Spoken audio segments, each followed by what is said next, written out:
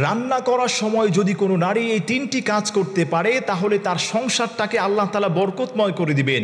আল্লাহ তাআলা ওই সংসারে এত বেশি বরকত দান করবেন, আপনি কল্পনা করেও সেই বরকতকে আপনি শেষ করতে পারবেন না। কোনো নারী যদি আমাদের সমাজের মধ্যে, আমাদের সংসারগুলোতে মা বোনেরা রান্না করতে যায়, নারীরা রান্না করে, কোনো নারী যদি এই তিনটি কাজ করতে পারে, আল্লাহ নবী বলে দিয়েছেন ওই সংসারটাকে আল্লাহ তাআলা বরকতময় করে দিবেন। এক নম্বর কাজ হলো, যখনই কোনো নারী রান্নাঘরে প্রবেশ করবে, ওই রান্নাঘরটা দেখা যায় স্বাভাবিক, সবসময় দেখা যায় কোনো লোক থাকে না, আপনি একা গিয়ে রান্না করেন।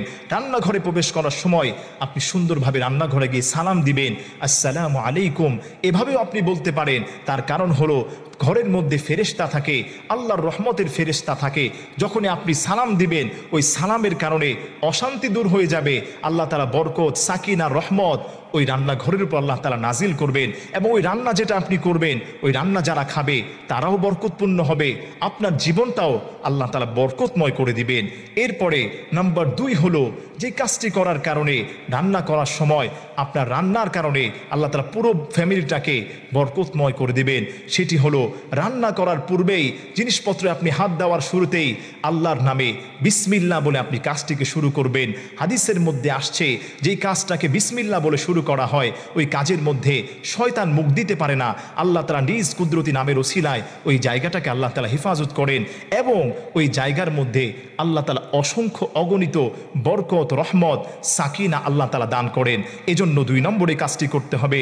নাম্বার 3 নম্বর যেই কাজটি আপনাকে করতে হবে রান্নার সময়, করতে পারলেই আল্লাহ সুবহানাহু ওয়া তাআলা আপনার জীবনটাকে বরকতময় করে দিবেন। সেটি হলো, প্রিয় মা বোনেরা, আপনি রান্নার সময় বেশি বেশি দুরূদ শরীফ পড়ে নেবেন। আপনি যতটুকু পারেন দুরূদ শরীফ 1 বার, 3 বার, 7 বার, 5 বার এভাবে দুরূদ শরীফ পড়ে যদি আপনি রান্নাটা শুরু করতে পারেন, আল্লাহর কসম খেয়ে বলি, আল্লাহর নবী বলে গিয়েছেন ওই ফ্যামিলিটার উপর আল্লাহ তাআলার বরকত নাজিল হবে, সাকিনা নাজিল হবে। নবীজি সাল্লাল্লাহু আলাইহি ওয়াসাল্লামের উপর দুরূদ পড়ে যে কাজটাকে করা হয়, ওই কাজটাকে আল্লাহ তাআলা কবুল করে নেন। তাই বরকত, রহমত বাড়াতে চাইলে এই 3টি কাজ আপনাকে করতে হবে। আমি আবারও রিপিট করছি, আপনি খেয়াল করেন। নাম্বার 1 হলো, পাকঘরে প্রবেশ করেই আপনি সুন্দর করে সালাম দিবেন, আসসালামু আলাইকুম আপনি বলবেন। আসসালামু আলাইকুম মানে হচ্ছে আপনার উপর আল্লাহর রহমত, শান্তি, বরকত নাজিল হোক। 2 নম্বর হলো, আপনি পাকঘরে ঢুকেই যে কাজগুলো করবেন, বিসমিল্লাহ বলে আপনি ওই কাজটাকে শুরু করবেন। আপনি যে কোনো কাটাকাটির কাজ করবেন অথবা ভাত বসাচ্ছেন, আপনি বিসমিল্লাহ বলে যদি শুরু করতে পারেন, ওই জায়গাতে শয়তান মুখ দিতে পারবে না, আল্লাহ বরকত বাড়িয়ে দেবেন। নাম্বার 3 হলো, 3 নম্বর, আপনি দুরূদ শরীফ পড়ে আপনার কাজগুলো করবেন। আল্লাহ সুবহানাহু ওয়া তাআলা আপনার সমস্ত কাজের মধ্যে আল্লাহ তাআলা বরকত, সাকিনা, রহমত আল্লাহ তাআলা দান করবেন।